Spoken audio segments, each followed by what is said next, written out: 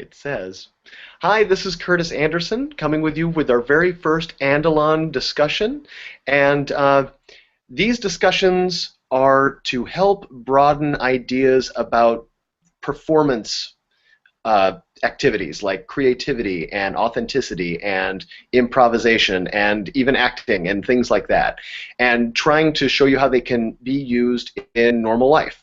So today we are starting with a group of dear friends of mine that I've known for just about 20-something years, and all of us have at one time or another been involved in some kind of creative endeavor or job.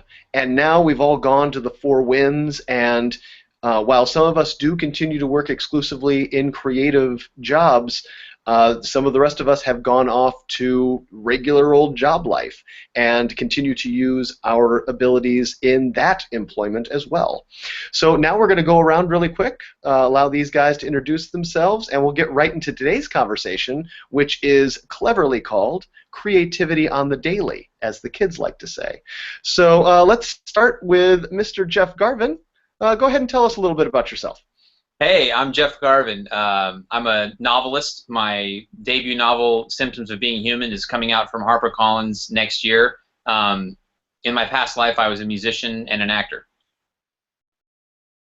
Very good. And now I'd like to introduce Scott Sanford. Scott, tell us a little bit about yourself. I am currently a software engineer at a major financial company, but I've been a web developer. I've done audio for films. I've done pretty much everything, and there's a surprising amount of creativity in software engineering, actually. And now I'd like to introduce Dan Zarzana. Dan, could you tell us a little bit about yourself, please? Yeah, Dan Zarzana, currently employed as a supervisor of client services. Very good. And here is Mr. Dean Ethington. Dean, tell us a little bit about yourself. Hey there, how's it going? I'm some feedback here. I'm working currently at Oakley, web design, graphic design over there. I also have my own company, DAE Design, where I do freelance design work. Excellent, excellent, excellent. Now, forgive me while I'm checking the broadcast. It does look like we have a little bit of a delay, even without having a delay. So in case anybody decides to go completely insane and talk about things that we probably shouldn't talk about on a live broadcast, I may have a chance to be able to stop you. Not that this should encourage anyone to go crazy. Now, the nice thing about this is the first one, and part of the reason why I wanted to use some of my oldest friends in this discussion is because we are used to talking to each other, and I know that we can get a pretty lively discussion going on.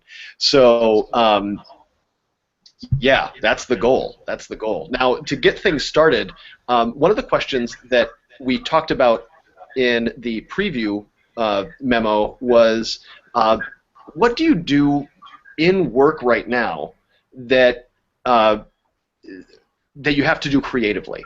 Is there anything that you're doing creatively at work to help make your job work better? Are we all open mic now? All the mics are open. Okay. So, all right. Since I have the least creative sounding job, I guess I'll start. In software engineering, surprising amount of creativity. You don't think about it, but to really get something to work the way you want it to, and elegantly, creativity. What language to use, and in a corporate environment, sometimes creativity around corporate. All right, Curtis, you got to turn off. The delay is horrible. Echo. Got it fixed. I just muted everybody except you and me. Okay. No, there's still echo going on. Do you have like the delayed feedback going as well? No, there's no delay feature. Okay. All right. I'll turn my speakers down and Okay. But yeah, I'm saying there's a lot of creativity in programming and in software engineering. So I do get a lot of that work. A lot of problems. Because really, once you get to software engineering, you're not given sort of code this. You're really trying to solve business problems. And so there is a lot of creativity. Solutions. They're not always program based. Process based. Getting people to do things slightly different. All right. I'll pass it off to somebody who's on mute. Everybody, we're playing the mute game as we go around the circle here too. It's awesome. Dan, what about you? Because I know that when you're dealing with, you're dealing with payroll, which is something that is not only extraordinarily important to so many people. I mean, we all live on our paychecks, so it's not like we can just not have payroll working. But I also know from personal experience that most payroll companies that I'm used to working with, and I don't want to throw anybody under the bus, but like, especially in the entertainment world, it's not necessarily, well, any kind of financial business really isn't always the first to be able to adopt new software. So for many people, they're using software that could be old or just not up to date with modern computers. So do you ever run into any issues with reports or how this all works that requires a creative solution to be able to get things to go? Well, do you ever have to MacGyver payroll, is I guess what I'm asking? I don't think I can legally answer that question. No, Curtis, you never MacGyver payroll. I can say MacGyver is alive and well at my company. Do you use duct tape?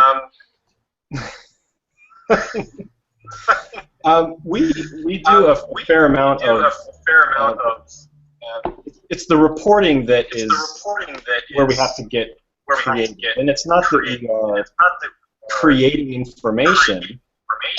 That makes it sound like falsified. It's not. It's there are so many different requirements from different.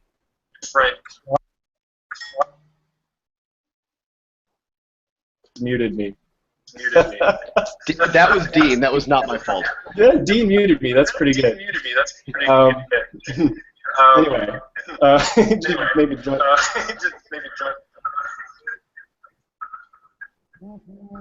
Can you hear me? Yes. Okay. So anyway, so I was saying you've got so many different customers who have different requirements for the data that they need. So we have to be creative about how we extract the data and present the data so that everybody gets the information they need without having anything extraneous that they don't want to have to sift through. Dean, you actually have a creative job. Like, it's by definition, you're creating websites and ads and designs. So there's an intrinsic creativity element, but how does that operate for you on a daily basis when you're required to come up with things on deadlines? Oh yeah, you can easily get burnt out doing it. Being creative, as a job, you're always on, or they expect you to be always on, and a good manager would understand that. So I have to find either side projects or escapes, even if it's just going out and taking a run for 15, 20 minutes to kind of re-energize that creative energy. But yeah, it's having Google did the whole 20%, where 20% rule, where 20% of their day was devoted to side projects that would eventually help out Google is the whole idea behind that. But I definitely have side projects at work when I'm not in that creative mindset to create design work, to be working on a website. I can focus myself elsewhere and use other projects to get back to where I need to be. Nice, nice. Jeff, when it comes down to you, I mean, you've been a musician and a songwriter and an actor, and right now, you know, we're plugging the book because it's going to be coming out soon. But do you have the burnout too? Is it the same kind of thing like Dean is talking about? Is it the same kind of focus, or is it work differently? Yeah, I can relate to what Dean said. I'm going to go ahead and turn my volume down while I talk. I'm still getting a really bad echo. Is anyone else getting that? Okay, we'll just. So I'm hearing things fine. Mute yourself. The hardest part for me is when I'm editing. So I've already written the draft, and now you're going back and you're taking notes from your editor, and you're fixing things. And yeah, you can get burned out really quickly. So there's a couple of things that I do. The first thing is I try to change my environment. You know, this is where I write, so I try to surround myself with guitars and books. But at some point, you're in a tiny little room pecking away. So you know, I'll try to take the laptop and move to a different part of the house, or you know, go to a Starbucks. Obviously, when you're working in an office, you don't have that kind of freedom, and so you have to find ways to shift your environment. You know, whether you play music on headphones, whether you hang some art in your office, just to try to control the cubicle in a different way. But when it comes to deadlines, I think Dean really hit the nail on the head, which is you have to give yourself breaks. You know, you have to work in bursts and then get up and go for a walk, or you know, even if you're just walking down the hall to the bathroom and back, splash some water on your face. You have to interrupt your brain from doing the same task over and over and over. Nice, nice. That makes a lot of sense. Now, Dan, you actually operate Book Thump, which is a book blog. Is that a hobby that you do to help, like, to help build your brain back up, or is it something that you enjoy? How does that work in your life? Yeah, I started doing Book Thump because just to exercise the writing muscles. I used to write a lot in high school and in college, and I enjoyed it. But once I joined the rat race, as it were, I've kind of felt that either time or energy or both became very precious, and I stopped writing as much as I used to a point where I went years without writing anything other than work-related emails. And I just wanted to exercise the creative part of my brain. So I've always enjoyed reading. That's something I never stopped doing. And so I started writing just my thoughts based on the books that I wrote or read. I wouldn't say that they were reviews. They're not that critical. They're more just my experience with the book, which I guess is why I'm calling it a book blog rather than book reviews. And I'm not sure if that's how, I'm kind of new to the book blog space, so I'm not sure if that's how most book bloggers feel about their sites, but that's my perspective on it anyway. It's just mental exercise, really, and it's none of it. I don't do any creative writing, or no, fictional writing, I should say, like Jeff does. But it helps. It helps just keep the brain limber to write anything about something. Just write something. I mean, I think Jeff will probably tell you that in any author, just write. Doesn't matter what it is, even if it's garbage. Just write something down, and you'll get better as you go. Nice, good to know. To call everybody out, we are all D&D players too. In fact, we've been a game group for a really long time. Dan, you and Scott have been our longtime dungeon masters. And so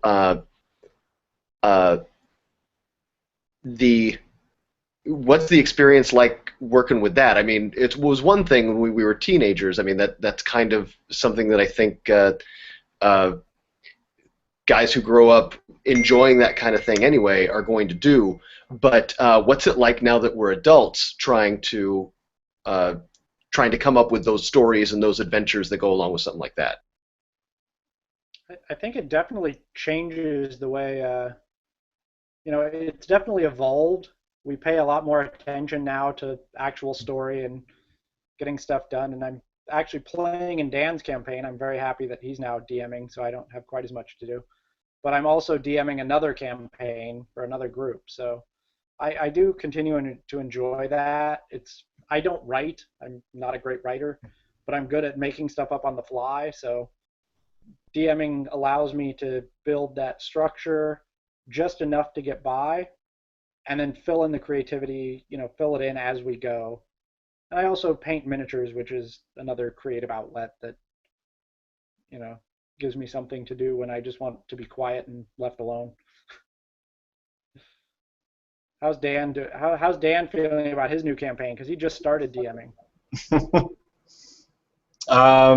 Well, I guess you guys would be better to answer that. How's my campaign going? But I enjoy, that is my creative writing outlet, is creating the D&D campaign. When we were teenagers and we would do this, a lot of the material I used was inspired by, or I would use existing modules sometimes, or I would borrow from other stories and use that information, kind of build a campaign around that. But now I think I find myself just using my own imagination. I mean, I'll still take inspiration from current films. I'll take a scene from a movie and maybe turn it into a scene for a D&D campaign if you guys get there. But that's where I get my creative writing out. It's a lot of fun. It's relaxing. It's a lot of work though, as you know, Scott. A lot of work, but it's worth it, especially when you are in a group and you see people having fun with the game you've created. That's really rewarding. Yeah, and see, the part I really enjoy about it is the world building. So it's interesting that we can both come at it from sort of a different perspective. You're better at the adventure part and getting interesting storyline, but I really enjoy the whole creating the entire world and sort of all the political plot and mapping and all that. So they both lead to kind of a different style, but I've really enjoyed your game so far. So. Yeah, I think I can second that. It's your games have always been very enjoyable. To get back on to the use of creativity in kind of a daily life, is there anything that you are drawn to, especially on the internet, that that feeds the creativity that you do beyond what you're already doing? Things that are outside that kind of push you along or inspire you or get your creative juices flowing? Just going to unmute myself. It's funny that you bring up the internet. I think in many ways the internet is the most powerful tool ever created for creative people, and also the complete bane of the existence of creativity itself. It's like clicking your way down the rabbit hole into nothingness. The internet, you can get on Facebook to check something, or even to research something for something that you're writing or creating, and 10 minutes later you can't remember why you got on the internet in the first place, but all of a sudden you realize you're watching cat GIFs on Tumblr. So there's a certain amount of discipline you have to apply. And I was thinking earlier when you were talking about how do you apply creativity at work, and we kind of the conversation just immediately dissolved into how do you get your creative, your creative rocks off outside of work. And I think there's an important point in there, which is we all do things that are difficult and challenging outside of work to satisfy that creative bug. I know Dean, every year he develops a new project, and he's sometimes it's doing something new every month. One year it was create something new every day, but that takes discipline and commitment. When I was still working full time, I would get up at 4 a.m. to write before work because I'd be wiped out after work.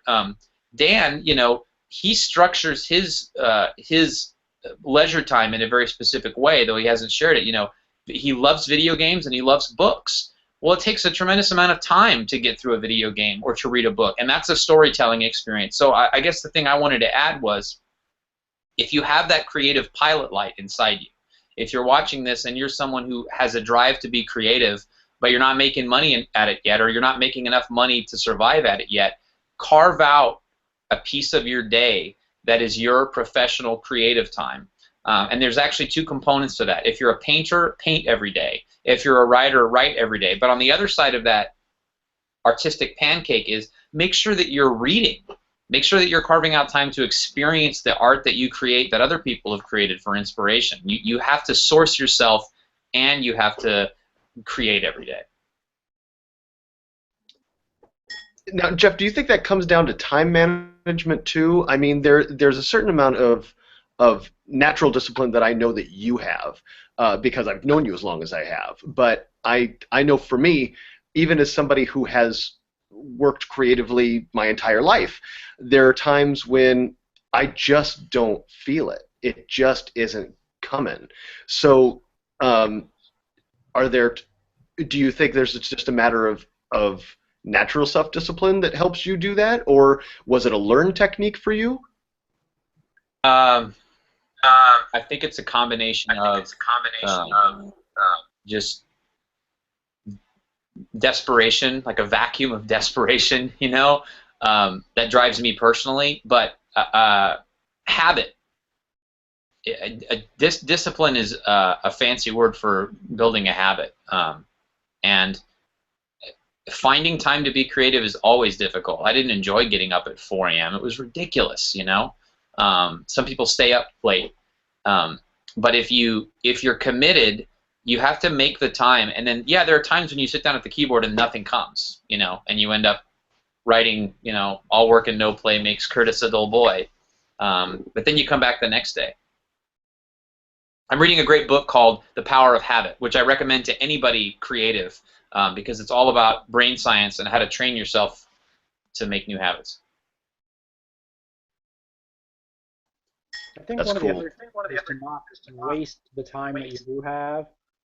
So like Jeff said, it's very easy to get, on the internet, and 2 days later you go, how did I end up watching, Japanese cat video overlays of Russian cartoons or something? I don't know.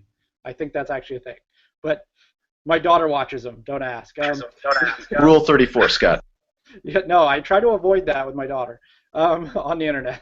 It's a challenge. You'd be amazed at what they do with children's cartoons. Terrifying.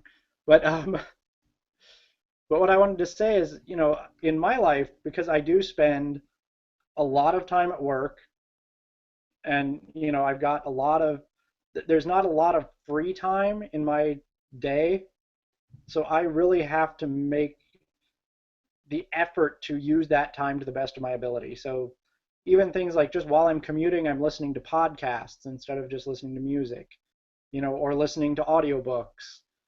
And even at work, I'll listen to I'll listen to news or something while I'm doing sort of run-of-the-mill tasks. Obviously, if I'm doing something really intense, I put on techno or something that doesn't have any words and I can work to. But so you have to find those areas where you can work creativity in, or just like Jeff said, just work in getting sort of that external feedback, sort of getting other things.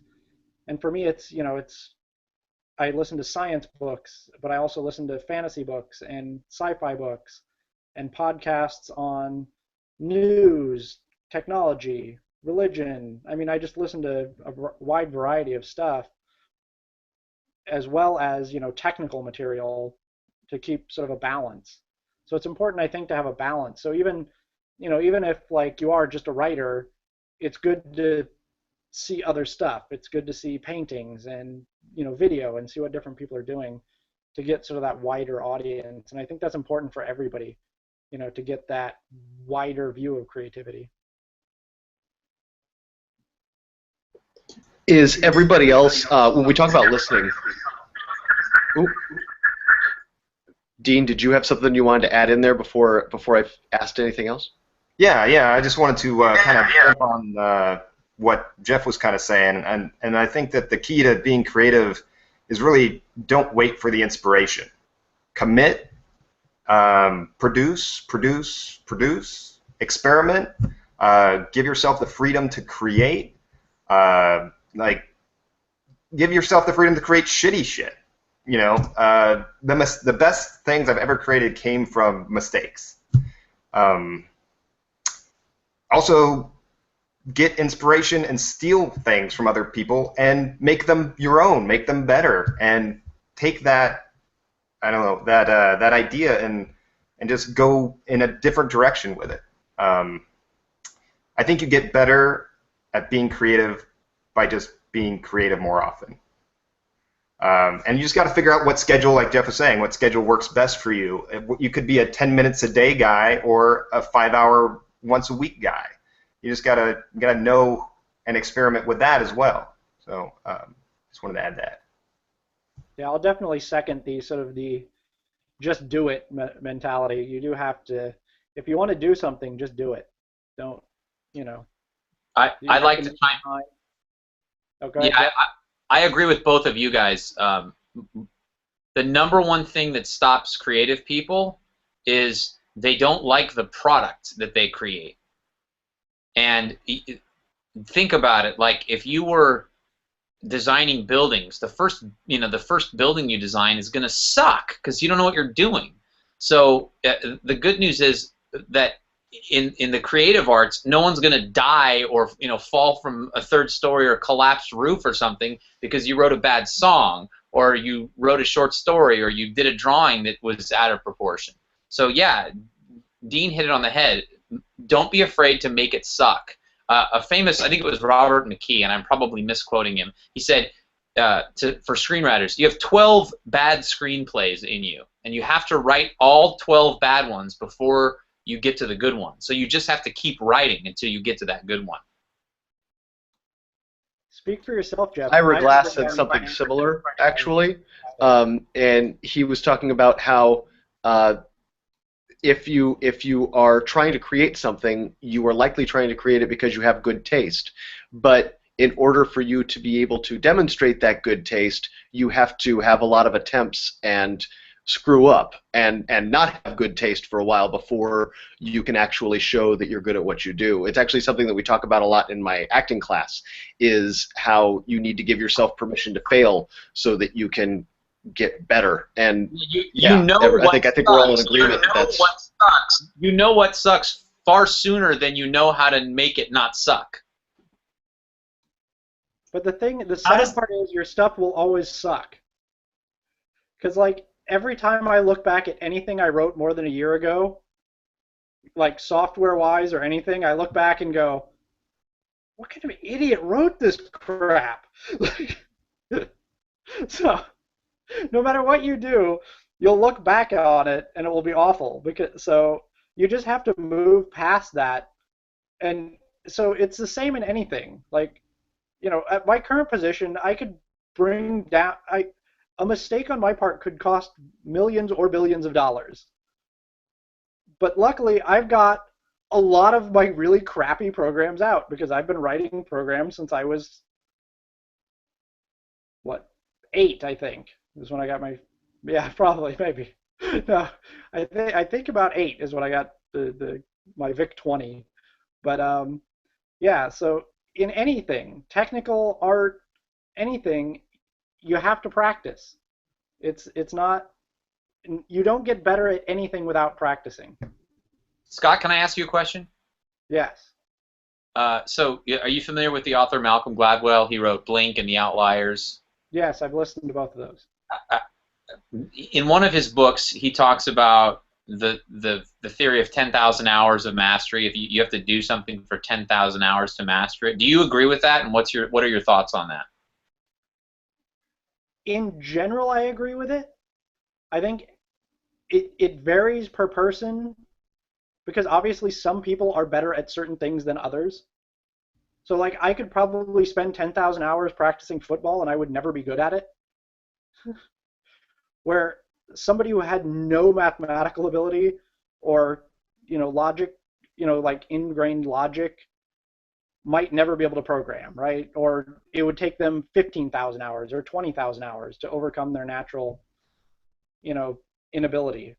I was actually terrible at math and put in the effort to get a math minor while I was in college to try to overcome that weakness. But it definitely took me longer than somebody who, like some of the people who were good at math could get it, very quickly. And just like there's certain people who naturally are singers or naturally have ability, and they still have to practice. They still have to put in the effort. There's no free ride. But there's definitely people who are naturally better at things. So I think while the concept of the 10,000 hours, is valid, there's definitely some variability based on personal talent, basically. And it's almost like giving it the old college try, right? You can't know what you're bad at until you know you're bad at it. Right. And you can overcome almost any. I mean, you can't. Like if I really wanted to, I probably could become adequate at, something that I'm not naturally talented at. But it would take more time, more effort, and it's the entire nurture nature debate, right? Can you take anybody and turn them into a concert violinist kind of thing? I think that was one of the examples that was in one of those books. And there's definitely a balance between what you're just innately good at. There's the genetic component of what you're good at, what you can naturally do. And there's also the interest. You've really hit on something that I think is an unexplored conversation in the arts and in creativity, which is sometimes what you want to do is not what you're best at. And I think my career path is kind of a great example. I sort of beat my head against the door of Hollywood for 15 years as an actor, and I never got above like the minor guest star role level. And I could have stayed there, but I was frustrated. I wanted more, so I'll do the band thing. And like, sure, my band did 2 national tours, but we never had a hits on the radio, and I never wrote a song that made people's eyes pop out of their heads like I wanted it to. And then I started.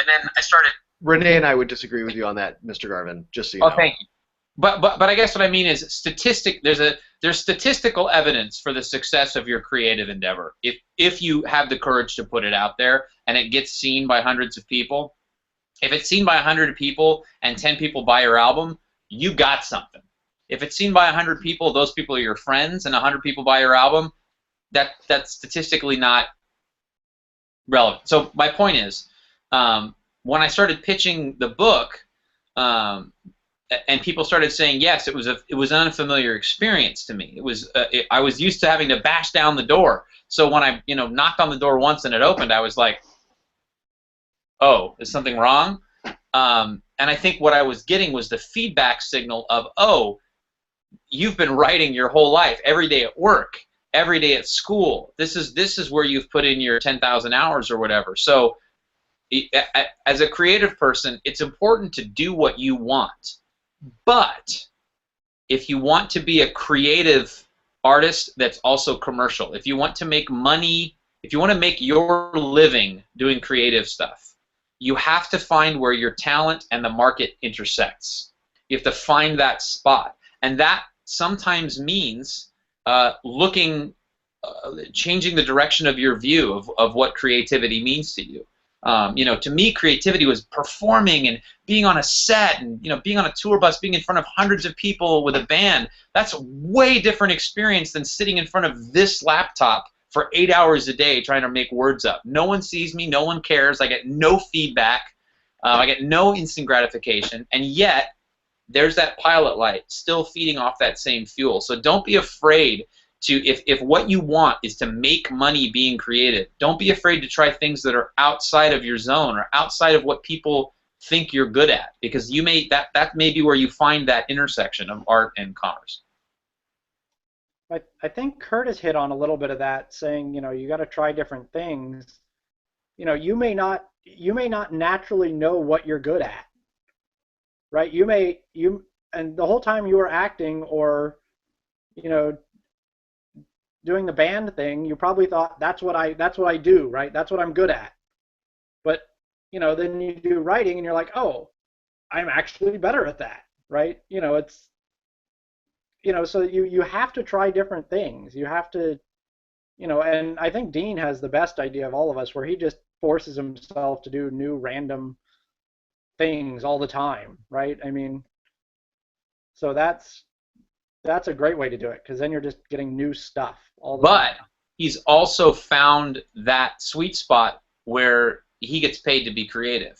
Certainly there are constraints and boundaries around that, but Dean has found a way to say, I'm not working at a restaurant. I'm not, whatever, like selling fans on the internet. He's doing a creative job, hired by someone to do it a specific way, but he found like, oh, I have this skill that's super marketable. Now, on my weekends, I'm going to build furniture and make little alien dolls and take pictures of them and blog. Which I admire. Actually, so that people have a little bit of context, I actually want to turn to you, Dean, and ask you to talk a little bit about your project a year that you do, so that because Jeff touched on it a little bit, but to actually give it a little bit more context. To give it context, I got to kind of comment on what they've been saying, and it hits home because I feel like I have almost zero natural talent when it comes to being an artist, but I'm in love with it. That's insane. In love with it. So I think people look at me and think I might have natural talent, but I've been in love with being creative and being an artist for 30 years. So I've seen it in the classroom. This guy is a natural. That's that natural talent. I've just been dedicated. I want it so bad. Just like Jeff with his stuff. I found myself at a point in college where I'm like, I don't feel like I have the chops to make it as a fine artist, to paint and try and sell myself and become that guy. So I switched gears halfway through college and went, all right, what is the most creative job I can find that gives me a paycheck? And luckily, I also had a very analytic mind with my dad being an engineer, so I blame him for that. And so I found graphic design. And I'm like, oh, wait, you're paying me to be creative, but with the splash of logic and commercialism in there. And it's like, okay, well, you're going to tell me how to be creative in a very loose way, and I'm going to give you what I have. And so that was perfect. And then my jobs give me very limited creative satisfaction. And so through these side projects, I grow and excel and improve my creativity.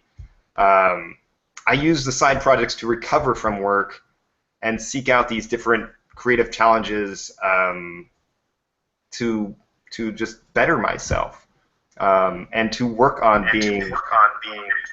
being creative. Now, Dean, just so people understand, I mean, you're saying that you don't feel like you're good at what you do or that you're naturally talented at it, and yet you've won awards for the graphic design that you have done for things. No. I didn't say I'm not good at what I do. No, I'm sorry. That's not what I mean. But you didn't feel like you have natural talent for it. yeah, natural talent is someone that doesn't have to try to be good at what they're doing. I've known people that pick up a pencil and look at something and draw. And they're like, have you ever? And it just looks brilliant. And you're like, have you ever taken a class? And they're like, no, I just draw this way. And you're like, I've been drawing for 10 years and I'm not half as good as you are. I've run into many people that way. Yeah, and so I've struggled to be as good as I am. And I'm not saying that I'm not good. I'm 30 years good. But it didn't come naturally at any point. I had to fight for it, and that's why I still fight for it every year where I come up with a different project. That's why 2 years ago I did that creative thing a week. I'm like, I want to not just do what I've always been doing. I want to reach out and build my first coffee table, my first piece of furniture. I want to, go, what haven't I done yet creatively, and explore that. I just finished writing an essay on the philosophy. I want to write fiction eventually. I want to write more poetry. Like there's all these ventures I want to do. I own a home, so I've been re-landscaping. So I've designed my front and backyard. Like these things excite me. Just being creative in these different ways that I've never done before. For people who might be interested, they can see some of your annual projects on your daedesign.com website, correct? Yep. And not just being creative in the traditional sense, but also going out there. Like I volunteered 12 different places, and it was what can I do to take my creativity and better the world, I guess, because I don't feel like what I'm doing in my career right now is really helping society in any quite specific way. And so now I'm like, all right, how can I give back? And then so I looked into volunteering for that year. That's very admirable. Thanks. Dean, I just want to comment that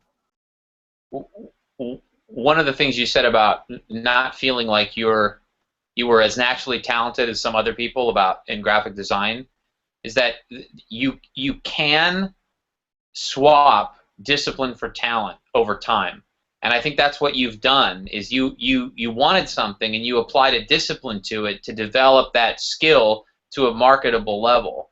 And the world of creativity, it's like people get to a level where they're successful and they don't want to talk about how they got there, and they don't want to talk about the sacrifices they made, or they get to J.K. Rowling level and they'll talk about the cocktail napkin days. But I think what you just said is really illuminating, which is in college you had an experience of wanting something and you applied a discipline to it, to a specific goal, and you went for it. And I think that if you're out there watching this right now and you have that creative drive, you can have a career that's satisfying.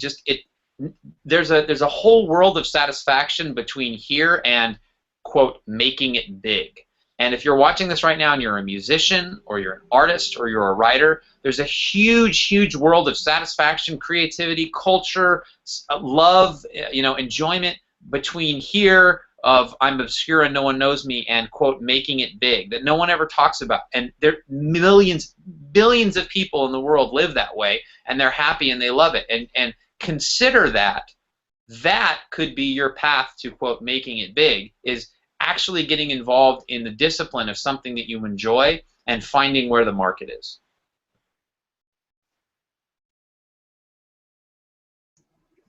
I just wanted to add something, if I could. All four of you so far have said something along the lines of just go, go, go. Practice.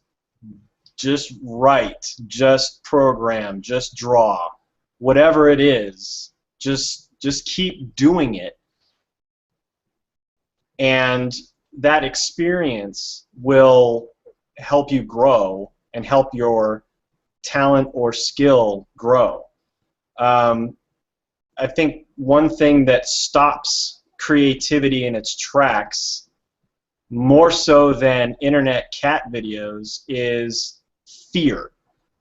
Do you guys personally experience any kind of creative fear when you are doing what you do? I know a lot of the times when I stall writing, or even after I've written, posting a book thump article, is the fear that it's not good enough, that it's, I don't know, that it's not worthwhile, it's not worth anybody's time to read it. How do you guys deal with that? Because that's something I struggle with constantly. I don't give a fuck.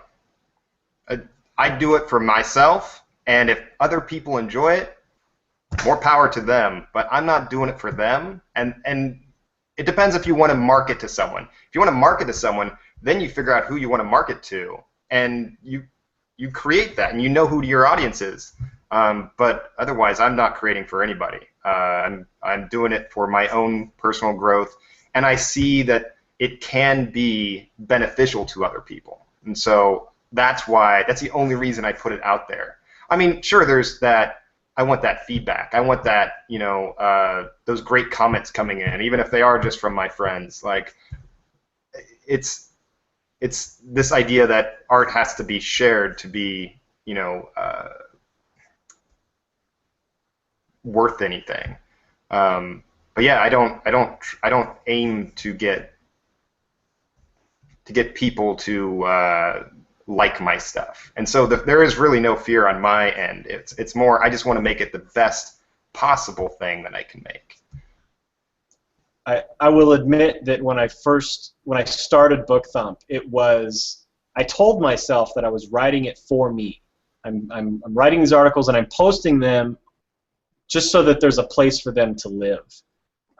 But I won't lie and say that I didn't sit there and hit the refresh key several times in a row to see if anyone had read one of the articles yet or not. You've got to back away from that a little bit. I think most creative people will tell you that, is that you don't sit there and get the newspaper the next day and read all of the reviews of your movie or your book or whatever, or your play. I don't know. That can be very damaging, I think, to the creative process if you start, unless your purpose is creating something for somebody for a commercial purpose. If you're being creative for yourself and just creating something just for the joy of doing it, it behooves you to avoid opinion. I don't know. I don't know where I'm going with that. I just feel like. Dan, I'm terrified when I send something out into the world, because I want to have impact. I don't want people to like what I do. I want people to love what I do. I want to make people feel like I felt when I read Bridge to Terabithia or Catcher in the Rye. That's a high bar to set. I remember when I walked out of The Matrix in 1999, and I went, "Oh my God, I'm alive! Like, I'm on fire! My biology was changed by that film that those guys just made." And I wanted to be the person who created that for other people. And anything short of that is a disappointment. And so when I send something out, when I send a draft to my editor, or even when I would hand out chapters to you guys, my beta readers early on, I was terrified, because you're my audience. You're like the people I want to communicate to. So I think there's a danger of over-identifying with your work, and that's something that Dean has clearly mastered, or maybe it's just in his DNA. Is he doesn't, on the one hand he says, well, I don't care what anyone else thinks, but I want those comments. What he's saying is the work is its own thing. And so I'm not going to recalibrate my opinion of myself based on someone else's opinion of something that I did. Because clearly I did it the way I wanted to, because there it is. And I respect that. But I think that is a function of his discipline, is that, when you do something every week for a year, at some point you go, hey, clearly I'm not doing this for reward. But that fear that stops you, I want to invite you. I know you've read this book, and anyone who's watching this who identifies with that fear of like, I can't finish this, I can't even start it, I can't face the blank page because what if the first sentence just completely sucks?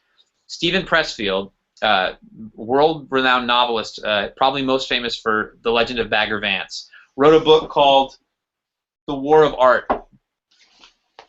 And it is my Bible. And in it, he describes that fear as an evil counter-creative force called resistance, with a capital R. And resistance is this evil force that has come to destroy creativity. And so being an artist is essentially a war against resistance. It's the most inspiring book if you're afraid to begin and you need someone to tell you that it's okay. This book will change your life. For me, I've always been Dan, harshest critic. Oh, sorry. Yeah, for me, I've always been my own harshest critic. So anything anyone else is going to say about anything I do is going to be far less scathing than what I think of my own work. So basically, I just beat out the competition. But yeah, so I mean, even like, and you know, going back to some of the other stuff, I basically went into computer science. It was one of the things I was good at and enjoyed and was interested in. But I went into it because it made the most money of the things I was interested in. So I could afford to do the creative and hobby stuff I wanted to do without having to worry about money. I don't have to earn a living with my creative endeavors. I can do what I enjoy and not have to worry about it. So that's, you know, not to diss anyone who is making a living on creativity, but you know, just because you can't make a living on whatever your creative fix is doesn't mean you should give it up. You know, if you have other skills, you can make a living. And don't get me wrong, I really enjoy what I do for work. I mean, like I said, there is a lot of creativity in software engineering, but you know, it's definitely gives me the opportunity to be able to afford, you know, because like Dean, I build my own furniture because I enjoy doing it, not because it's cheaper or because it's, you know, easier. It's just something I enjoy doing, you know. And so, you know, as well as the fear, there's reward. So you also have to remember that reward, that creating something, even if you look at it and you never show it to anyone, there's some reward there in just the act of creation, which I think several other of you guys have touched on. So, you know, yeah, it's not all about the marketing of it.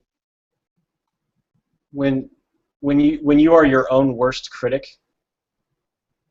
then that's a sign that you care about what you're doing, for sure. And I would say anyone who doesn't think that they are a creative person, if you've ever had to solve a problem, you're being creative. You are creating a solution out of nothing. You're using logic and anything that you know, any mental ability to solve a problem. It doesn't have to be writing a novel or painting a picture or writing playing a song. It's any kind of I hate the cliche, but to think outside the box. Anytime you do that, you're being creative. You're not using these ABC procedures that somebody has even then created. Someone created that. But anytime you're coming up with your own solution to something, you're being a creative person. So some of my coworkers, when I was talking to them about this, they said, "Oh, I'm not a creative person," but I think that they are, because what we do every day, particularly at my company, is very creative. We're just not making music.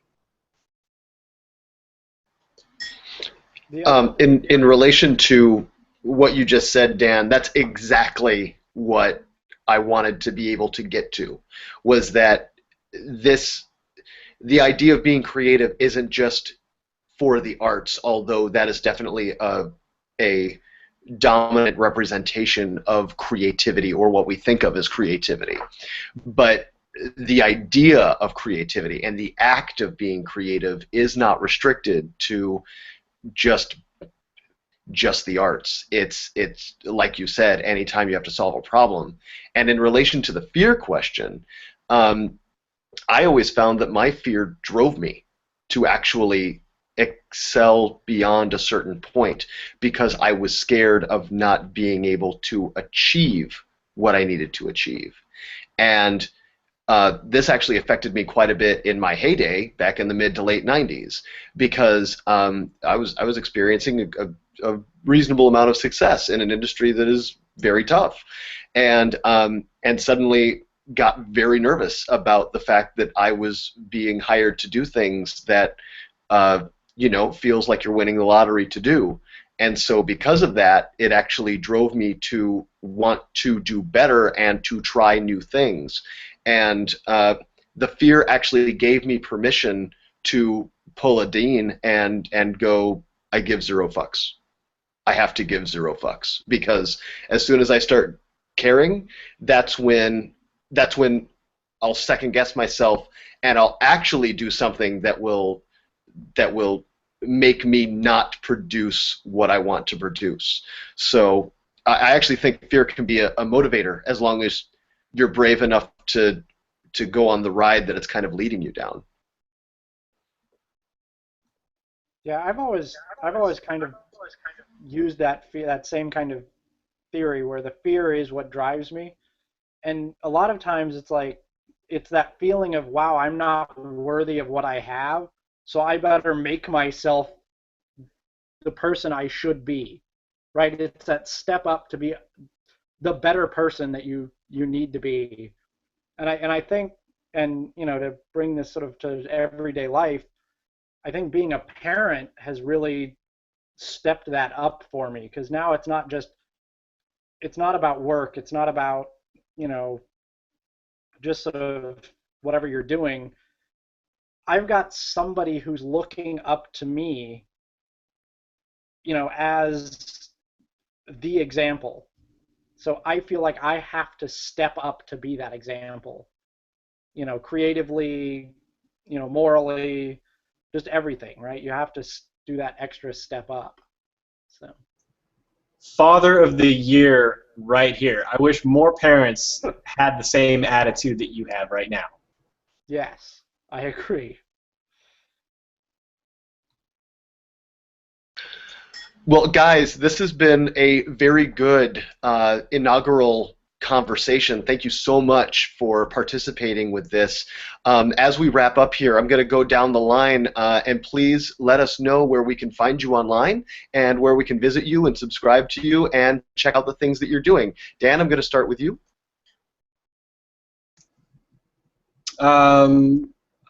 I post Book Thump, bookthump.com.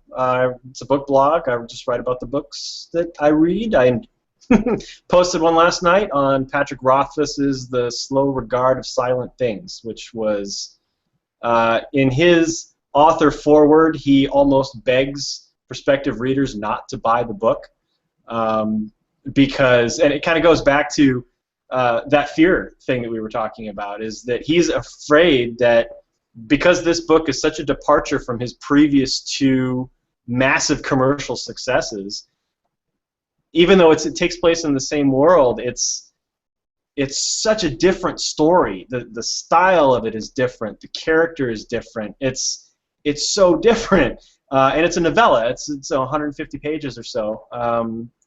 But man, it was so sweet and charming, and I loved it. But anyway, posted that article last night on bookthump.com. Thank you, sir. And Dean, where can we find more of your work online? That would be DAE Design. That's where I post all of my yearly projects, and I got my journal on there. I've got my portfolio as well. Yeah, that's kind of the one hub for Dean Ethington right there. Just wanted to add one thing in there. Philosophical essay, is that also? That will eventually be on there. I'm just sort of working out the kinks and having a few people look at it and review it right now. But one thing I wanted to add is we didn't talk about naps, and I think naps are completely underrated. I think that every workplace should have a nap room. It's you know, a 15-minute power nap is amazing. Get a pillow at work, jump in your car, take a little nap in the middle of the day. It'll do wonders. Thank you very much. I think we can all hope for that. Hey, Jeff, where can we find more of your work online, sir? Sorry, I was taking a Dean nap. You can see all of my goodness at jeffgarvinbooks.com. Excellent. Thank you, Jeff. All right. And then, Scott, where can we see more of your work online, if we can? I didn't have a link to be able to share in the description. No, I am a hermit, and I cannot be found. No, if you want to find me, I am pretty much on Google Plus exclusively. Scott Sanford. I think I have my picture or the Fear the Geek logo. I don't even know. But that's only the only real place I post now. I do post public stuff of interest. So.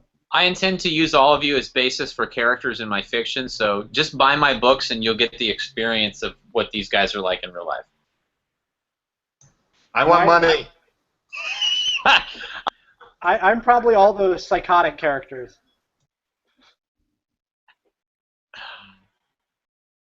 I'm not really using All right, everybody.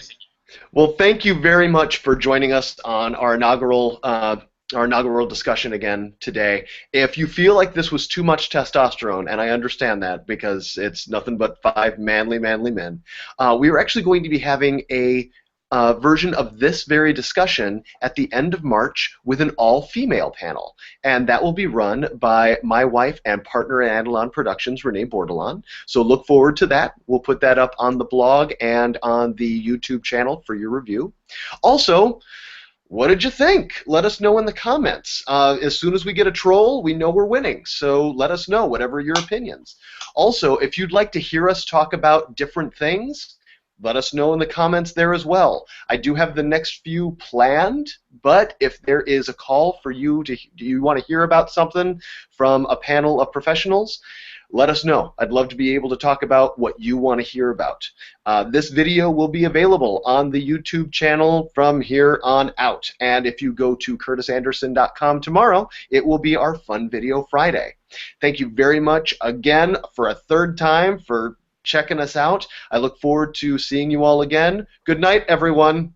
Good night.